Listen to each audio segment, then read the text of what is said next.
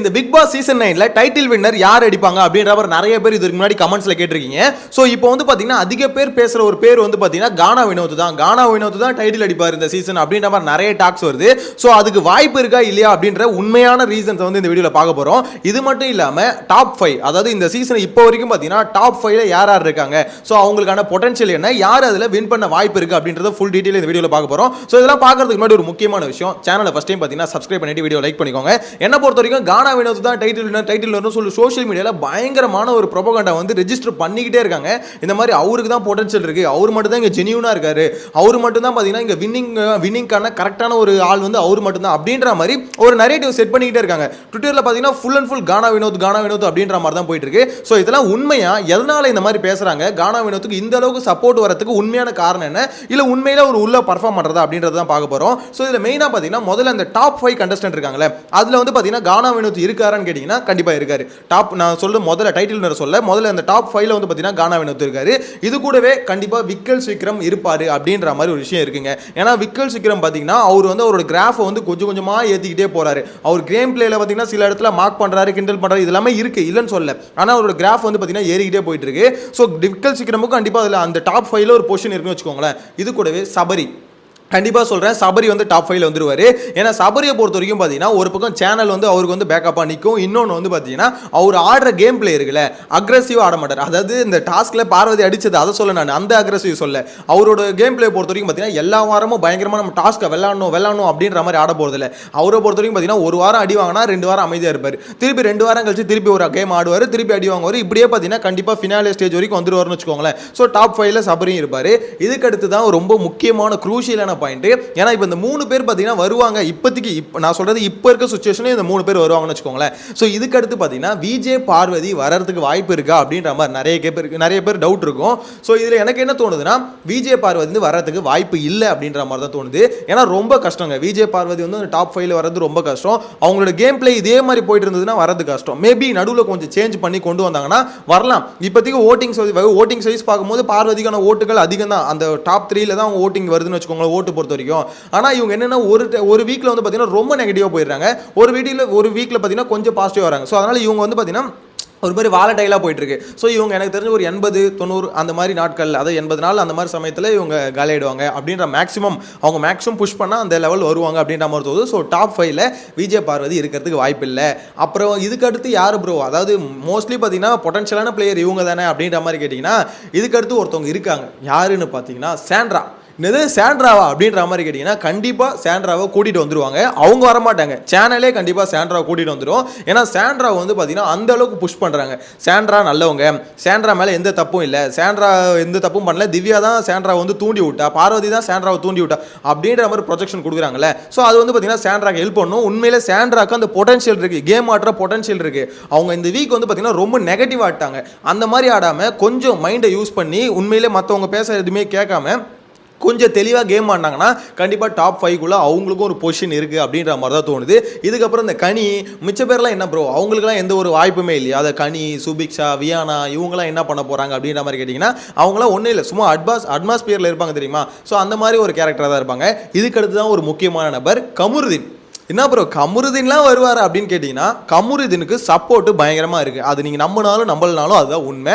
ஓட்டிங்கில் இப்போ கூட ஓட்டிங்கில் இந்த வாரம் வந்தாருன்னு வச்சுக்கோங்க, நெக்ஸ்ட் வீக் கண்டிப்பாக அப்போ பாருங்கள் கமருதீனுக்கான ஓட்டுகள் எகிரும். ஏன்னா கமருதீனை பொறுத்த வரைக்கும் அவர் வந்து பார்த்தீங்கன்னா அவன் கமருதீனாலே அப்படி தான் லூசுத்தனமாக தான் அப்படின்ற ஒரு இதில் வந்து பார்க்க ஆரம்பிச்சிட்டாங்க. கமருதீன் ஆமாம் அவன் ஒரு ஆள், அவன் சும்மா சண்டை போடுவான்ப்பா எதுக்கு அந்த மாதிரி ரொம்ப லைட்டாக எடுத்துக்கிறாங்க கமருதீனை. ஒரு மாதிரி காமெடி டோனில் அவர் சண்டை போடாலுமே காமெடி டோனில் எடுத்துக்கிறாங்க அப்படின்றதுனால கமருதீனை புஷ் பண்ணி மேக்ஸிமம் தூக்கிட்டு வரதுக்கு ட்ரை பண்ணுவாங்க அப்படின்ற மாதிரி சொல்லுது.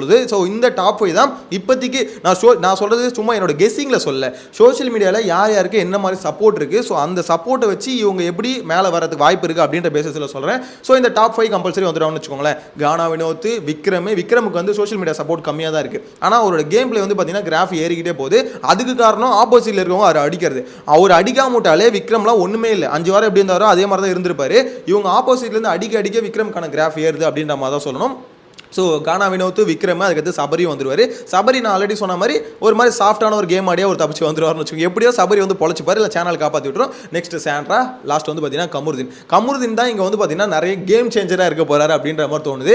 ஏன்னா நிறைய பேர் யோசிக்கலாம் கமருதீன்லாம் என்ன, நானும் அப்படி தான் யோசிச்சுட்டு இருந்தேன். ஆனால் சோஷியல் மீடியாவில் பார்க்கும்போது அவருக்கான சப்போர்ட்ஸை பார்க்கும்போது இதுவாக இருக்குன்னு வச்சுக்கோங்களேன். ஸோ இங்கே கானா வினோத் இப்போ டைட்டில் வின்னரா அப்படின்னு ஒரு டாக் வருது இல்லை, கானா வினோத்துக்கு அந்த அளவுக்கு பொட்டன்ஷியல் இருக்கா அப்படின்ற ஒரு டாக் வருது. அவ்வளோ பொட்டன்ஷியல் இருக்கான்னு கேட்டிங்கன்னா அது கொஞ்சம் டவுட் தான். கானா வினோத்துக்கு டைட்டில் வின்னர் டைட்டில் அடிக்கிற அளவுக்கு பொட்டன்ஷியல் இல்லை. ஆனால் இந்த சீசனில் எது வேணா நடக்கலாம் அப்படின்ற மாதிரி தான் இருக்குது. ஏன்னா இப்போ கானா வினோத்துக்கு பொட்டன்ஷியல் இல்லை, அப்போ மற்ற பிளேயருக்கு பொட்டன்ஷியலான பிளேயர் இருக்கணும்ல, அது இந்த சீசன் இல்லைங்க. அதுதான் இங்கே பிரச்சனை. ஆக்சுவலாக கானா வினோத் இந்த போன வாரம் ஃபுல்லாக என்ன பண்ணார் அப்படின்னு கேட்டிங்கன்னு வச்சுக்கோங்களேன், பாட்டு பண்ணார். ஆனால் 1 hour ஷோவில் அவர் பாடின பாட்டில் அதிகமாக வரல. ஆக்சுவலாக ஒரு வீட்டுக்குள்ளே இருக்கவங்களும் என்டர்டெயின் பண்ணி வச்சுக்கிறாருன்னு வச்சுக்கோங்களேன். ஆனால் அவருக்கான கேம் பிளே வந்து பார்த்தீங்கன்னா திவாகர் வெளியே போனோன்னு முடிஞ்சிருச்சு அப்படின்ற மாதிரி தான் இருக்குது. யோசிச்சு பாருங்க, அந்த ராஜாங்கம் டாஸ்கா திவாகர், தர்பூசணி, கானா அந்த வீக்கில் தானே வீக் ஆனார். ஸோ அதுக்கப்புறம் பார்த்தீங்கன்னா திவாகர் போனதுக்கப்புறம் இவரை கேமரா வந்து ஃபோக்கஸே பண்ண மாட்டுது, இவருக்கான அட்டென்ஷனே போல. ஏன்னா கானா வினோத் அங்கே ஒரு மாதிரி எப்படி சொல்கிறது, அவரோட பேச்சுக்களே வெளியே தெரிய மாட்டுது. ஏன்னா அந்த அளவுக்கு தான் பார்த்தீங்கன்னா கானா வினோத் ரொம்ப சட்டிலாக இருக்காரு. ஏன்னா அவருக்கான ஆப்போனண்ட்டாக இவ்வளோ நாள் பார்த்தீங்கன்னா திவாகரை வச்சுட்டு இருந்தாரு. இப்போ திவாகர் போனதுக்கு அப்புறமா ஆப்போனண்ட்டை இப்போ தேடிக்கிட்டு இருக்காரு, யாரா நம்மளுக்கு கிடைப்பா அப்படின்ற மாதிரி தேடிக்கிட்டு இருக்காரு. ஸோ அதனால தான் சொல்கிறேன், கானா வினோத்தோட கேம் பிளே அவர் வந்து பார்த்தீங்கன்னா பயங்கரமாக ஒரு டாஸ்க் கொடுத்தோன்னே அந்த டாஸ்க்கை புரிஞ்சுக்கிட்டு இதில் எப்படி பண்ணணும், இதில் நம்ம எப்படி லைட்டாக கொஞ்சம் எப்படி சொல்லுது, கொஞ்சம் வில்லங்கமாக தான் யோசிக்கணும். இந்த டாஸ்கில் ஜெயிக்கிறதுக்கு எப்படி இப்படிலாம் நம்ம பண்ணலாம், எப்படி இப்படிலாம் யோசிக்கலாம் அப்படின்ற மாதிரிலாம் பண்ணணும். ஸோ அந்த வயசு பார்க்கும்போது கானா வினோத்துக்கு அவ்வளோ தெளிவாலாம் யோசிக்க மாட்டாரு. இருந்தாலும் மற்ற கண்டஸ்டன்ட் வந்து பார்த்தீங்கன்னா அந்தளவுக்கு பொட்டன்ஷியல் இல்லாதனால கானா வினோத் கொஞ்சம் தெரியுறாரு. ஆனால் இப்போ நான் சொன்னால மிச்ச 4 பேரில் யாராவது ஒருத்தர் வந்து பார்த்தீங்கன்னா லீட் எடுத்து கேமை சூப்பராக ஆடி கரெக்டாக நான் வந்து இப்படி தாண்டா கரெக்டாக யோசிப்பேன்டா அப்படின்ற மாதிரி 2 வாரம், ரொம்ப இல்லை 2 வாரம் தெளிவான ஆள் ஒருத்தவங்க யோசிச்சு லீட் எடுத்தாங்கன்னா கண்டிப்பாக இந்த சீசனில் டைட்டில் அடிச்சிடலாம். ஏன்னா டைட்டிலை பொறுத்த இங்க வந்து பாத்தீங்கன்னா இந்த சீசன் இப்போ வரைக்கும் நம்ம ஃபிக்ஸ் பண்ணவே முடியாது. இப்போதைக்கு பாத்தீங்கன்னா கானா வினோத்துக்கான சப்போர்ட் இன்க்ரீஸ் ஆகிற மாதிரி இருக்கு. ஓகேங்களா, சோஷியல் மீடியால அது எனக்கு என்னமோ நிறைய நம்பக்கூடியாத சப்போர்ட் மாதிரி இருக்கு. அதாவது சப்போர்ட் கானா வினோத்துக்கான சப்போர்ட் இருக்கான்னு கேட்டீங்கன்னா மக்கள்கிட்ட இருக்கு, இல்லைன்னு நான் சொல்ல. ஆனா இந்த அளவுக்கு மேசிவ் சப்போர்ட் இருக்கானே தெரியல. அவ்வளோ வந்து ஒரு சப்போர்ட் வர மாதிரி இருக்கு. பிளஸ் அவங்களோட டீமும் கானா வினோத்தோட பிஆர் டீமும் அவங்களும் எல்லாருக்கும் பிஆர் டீம் இருக்கு, அது உங்களுக்கே தெரியும். ஸோ அப்படின்னும் போது டீமும் ஒரு சைடில் ஒர்க் பண்ணுதா. அதனால இது எது உண்மை எது பொய்னே ஒவ்வொரு கண்டஸ்டன்ட்டும் கண்டுபிடிக்கிறதே பெரிய கஷ்டம். ஏன்னா எல்லாருமே மோஸ்ட்லி எல்லாம் செட் பண்ணிட்டு போயிட்டானுங்க. ஸோ எப்படி எவனுக்கு பிஆர் டீம் ஒர்க் பண்ணுது எவனுக்கு ஒர்க் பண்ணல அப்படின்னே கண்டுபிடிக்கிறது ரொம்பவே கஷ்டமா இருக்கு. அதனால தான் சொல்றேன், அவரோட கேம் பிளே வச்சு பார்க்கும்போது இப்போ இருக்க சுச்சுவேஷனுக்கு அவருக்கு வந்து பார்த்தீங்கன்னா ஓரளவுக்கு வரதுக்கு வாய்ப்பு இருக்குது, டைட்டில் அன்றைக்கே வாய்ப்பு இருக்குது, இல்லைன்னு நான் சொல்ல.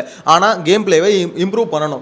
தர்பீஸ் போயிட்டார், இதுக்கப்புறம் வேறு ஆப்போனண்ட்டை பிடிச்சி கேமை லீட் எடுத்து மேலே வரணும். இல்லை இதே மாதிரி தான் நான் சும்மா மூலையில் உட்காந்து அமித் கூட பாட்டு பாடிட்டு சும்மா அப்படியே போயிடுவேன் அப்படின்னா ஒன்றும் வராது. வெளியிலேருந்து என்ன தான் கூவி இவர் தான் டைட்டில் வின்னர் கூவினாலும் எனக்கு தெரிஞ்சு உங்களுக்கு ஒன்றும் கிடைக்க போகிறதில்ல அப்படின்ற மாதிரி தான் சொல்ல தோணுது. ஸோ சிம்பிளாக பார்த்தோன்னு வச்சுக்கோங்களேன், இந்த 5 பேருக்குமே ஒரு வாய்ப்பு இருக்குங்க. அப்படி தான் இருக்குது. இந்த 5 பேர்னு இல்லை, மேபி வெளியிலேருந்து வரலாம். என்னோட ஒரு இதில் சொல்கிறேன், நான் பார்த்த வரைக்கும் இப்போதைக்கு இந்த 5 பேர் மேபி மேலே வரலாம் அப்படின்ற மாதிரி ஒரு தாட் இருக்குன்னு வச்சுக்கோங்களேன். ஸோ இதில் வந்து கமருதீன், சபரி இவங்களுக்குலாம் ஒரு நல்ல ஸ்கோப் இருக்குது. இவங்களாம் எப்படி வேணா வரலாம், எப்படி வேணா கேம் பிளே மாற்றலாம். ஆனால் இங்கே யோசிக்கணும். அங்கே யோசிக்கிறது தான் பார்த்தீங்கன்னா கொஞ்சம் எப்படி சொல்லுது, ஒரு கேம் பிளே வந்து பார்த்தீங்கன்னா ஓகே நம்மளுக்கு நெகட்டிவ் வருது, சரி ஓகே நெக்ஸ்ட் வீக் கேம் எப்படி ஆடணும், கேமை புரிஞ்சுக்கிட்டு எப்படி ஆடலாம் அப்படின்றத யோசிக்கணும்ல. அந்த கெப்பாசிட்டி வைஸ் பார்க்கும்போது சபரிக்கு அந்த கெப்பாசிட்டி இருக்குது. ஆனால் சபரிக்கிட்ட இருக்க பெரிய பிரச்சனை நடிக்கிறது. ரொம்ப ஓவர் ஆக்டிங் போடாமல் சபரியை பொறுத்த வரைக்கும் கொஞ்சம் தெளிவாக ஆடினார்னா சேனலும் சப்போர்ட்டுக்கு இருக்குது அப்படின்னும் போது ஈஸியாக லீட் எடுத்து அடிச்சுட்டு போயிட்டே இருந்தலாம். எதுக்கு எல்லாருக்கிட்டையும் நல்லவனா நடிக்கிறது? அந்த நல்லவனாக நடித்து தொலையாமல் இருந்தாலே சபரிக்கு இன்னத்துக்கு பார்த்தீங்கன்னா சப்போர்ட் வேறு லெவலில் இருந்திருக்கும். ஜென்யூனாக நியூட்ரலாக இருப்பேன். கானா வினோத்தை மோஸ்ட்லி நிறைய பேர் பிடிக்கிறது காரணம் அவரோட கவுண்டர்ஸ் இல்லை. அவர் வந்து என்ன தோணுதோ அதை அப்படியே பண்ணிடுறாரு. அந்த மாதிரி சபரி மட்டும் இருந்தாருன்னு வச்சுக்கோங்களேன், சூப்பராக சபரிக்கு சப்போர்ட் வருங்க. ஆனால் அந்த என்ன பண்ணுறாரு, அநியாயத்துக்கு நடித்து தொலைகிறாரு. பார்க்குறவங்களுக்கு கடுப்பாகுது, என்னடா இவன் இப்படி நடிக்கிறான் அப்படின்ற மாதிரி தான் பார்க்குறவங்களுக்கு இருக்குது அப்படின்ற மாதிரி தான் என்ன பொறுத்தவரைக்கும் சொல்ல தோணுது. ஸோ உங்களோட கருத்தை கமெண்ட்டில் மென்ஷன் பண்ணுங்கள். நீங்கள் என்ன நினைக்கிறீங்க? கானா வினோத்துக்கு அந்த பொட்டன்ஷியல் இருக்குது, டைட்டில் அடிப்பா? ஏன்னா இப்போதைக்கு சுச்சுவேஷனாக சப்போர்ட் இருக்குது, பயங்கரமாக இருக்குல்லன்னு சொல்ல, பொட்டன்ஷியல் இருக்குது, டைட்டில் அடிக்கிற ஓகே வந்துருவார் ப்ரோ அப்படின்ற மாதிரி சொல்கிறீங்களா? இல்லை அவ்வளோலாம் இல்லை அவருக்கு கெப்பாசிட்டி. கண்டிப்பாக சொல்கிறேன் வேறு யாராவது தான் அடிப்பாங்க அப்படின்னு நம்ம சொல்லுவீங்களா? உங்களோட கருத்து கமெண்ட்டில் மென்ஷன் பண்ணுங்கள். நெக்ஸ்ட் வீடியோவில் மீட் பண்ணலாம். Bye by.